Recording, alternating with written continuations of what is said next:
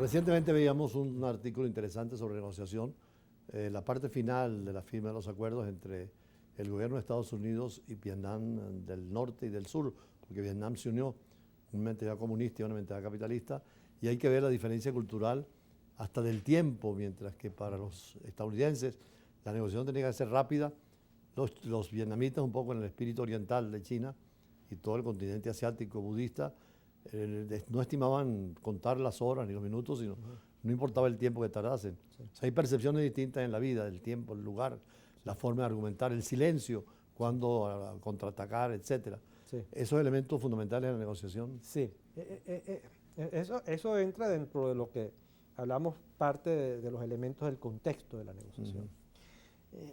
El no tomar en cuenta estos elementos puede terminar generando nuevos conflictos dentro de la dinámica de la negociación. Es por eso que es importante no solamente conocer la cultura del otro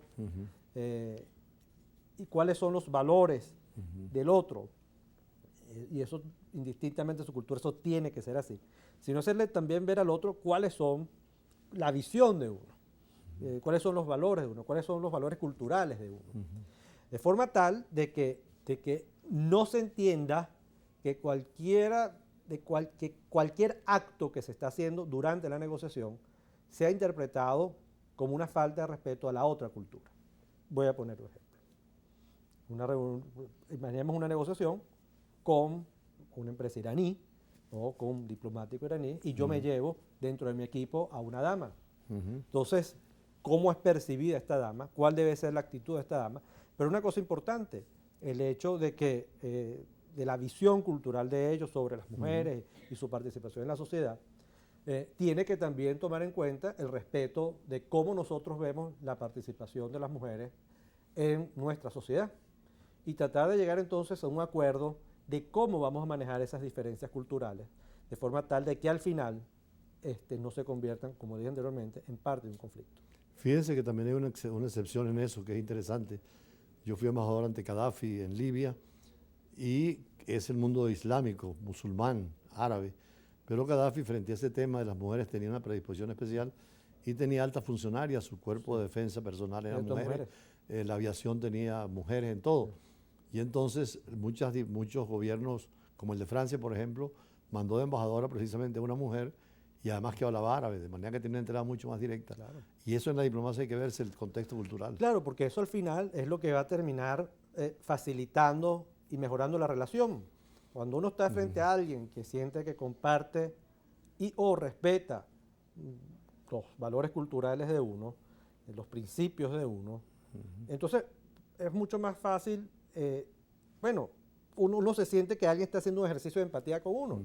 Y cuando uno siente que alguien es empático con uno en un proceso de negociación, bueno, la relación fluye mucho mejor, siendo la relación, embajador, un elemento fundamental dentro del proceso de negociación. No puede existir una negociación eficiente si usted tiene actores con una muy mala relación. De hecho, cuando hay una mala relación en actores en conflicto, lo que se recomienda es buscar un mediador. Y la gran tarea de los mediadores es facilitar el proceso de relación y el proceso de comunicación para que los actores puedan abordar el fondo de los temas, porque si no hay buena relación, no puede haber buena comunicación. Y si no hay buena comunicación, no se puede abordar bien el fondo. Fue el caso de Argentina y Chile, que no querían la Corte Internacional de Justicia, pero tampoco a un arbitraje, y escogieron al Papa, que era una persona tercera, neutra, además que no tenía ninguna, no este Papa que es argentino, sino el polaco, y entonces tenía ninguna afección por alguna de las partes, y dictaminó como tercero invitado, y los dos países aceptaron la solución. Claro, mediación, ¿no? Claro, a través de la mediación. Porque entonces, por eso es que lo buscan. Dice, bueno, ¿quién es un actor que lo reconozcamos los dos, que sea percibido como imparcial y que entonces respetemos, y eso es un tema importante, que al final las partes tienen que acordar que sea cual sea la propuesta de este mediador, hay que respetarla. Porque si abordamos un proceso de mediación donde las propuestas del mediador no van a ser respetadas y van a ser ignoradas por cada una de las partes, entonces eso lo que va a generar es mucha más conflictividad y al final lo que va a llevar a las partes es a ir a la parte jurisdiccional. Cuando algunos teóricos de la negociación plantean que un problema que tenga distintas etapas es mejor no cerrar la negociación cuando se acaben todas, y otros dicen que es preferible ir paso por paso. Sí, bueno, en el caso de Venezuela ahí tenemos un gran ejemplo.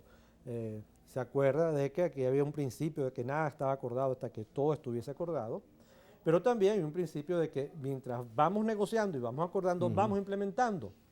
Eso de que vamos acordando y vamos implementando, lo que busca es situaciones, y en especial, por ejemplo, la situación que vemos política de Venezuela en las negociaciones entre oposición y gobierno, es que en la medida de que ellos vayan acordando y vayan cumpliendo, se van generando entonces, vamos a decir, gestos de confianza, que van generando confianza en la negociación.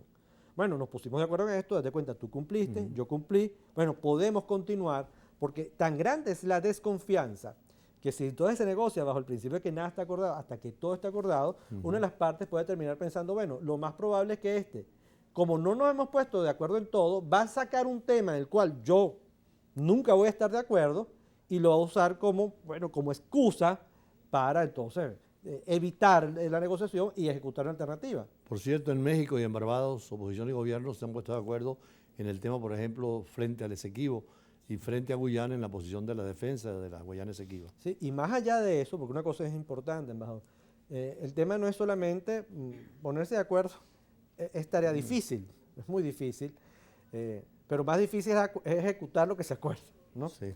Y en este tema de ejecutar lo que se puede, lo que se acuerda, yo creo que hay que aplaudir de que, bueno, de que el gobierno mostró una posición, pero Gerardo Blay, como representante de la oposición en esa mesa de negociación, también mostró una posición muy firme sobre el tema del Esequibo. Entonces, eso es lo importante. Entonces, allí vemos como que hay una sintonía, más allá que, por supuesto, hay otros temas sobre la percepción y sobre temas como, por ejemplo, este referéndum que se quiere hacer, que pueda estar generando algunas diferencias, diatribas, etcétera. Pero bueno, pero esa es parte de la política, pero lo importante es que los actores cuando acuerden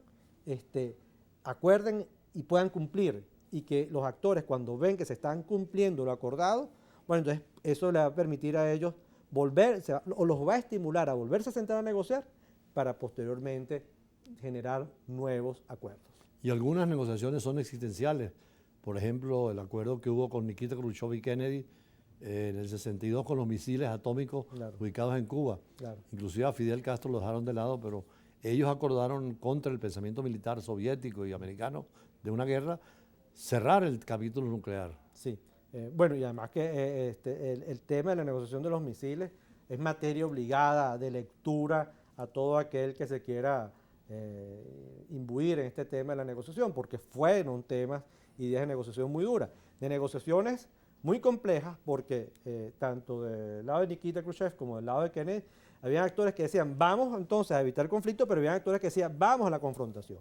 Y al final, en materia de negociación, así como hay intereses intangibles, créanme, que cuando usted satisface intereses intangibles, las probabilidades de acuerdo crecen más, porque al final negociamos con personas, negociamos con gente que siente, que tiene emociones, y que bueno, que cuando siente que le están satisfaciendo algún intangible, ¿no? Como el reconocimiento, como su posición, como su estatus, aunque parezca mentira, eso facilita mucho la negociación. Bueno, hay mucho que estudiar y mucho que profundizar sobre este tema. Hay mucho que aprender, mucho que negociar. Vamos a ver si en la Escuela de Diplomacia que tienen acá, la Escuela de Diplomacia Iberoamericana, se abre un curso para los jóvenes y adultos también que quieran trabajar, sobre todo bajo el modelo que ustedes tienen, que ya tienen una experiencia larga. Y que al final es transversal para todo proceso de negociación. Bueno, muchísimas gracias, Igor Coto, especialista en negociación.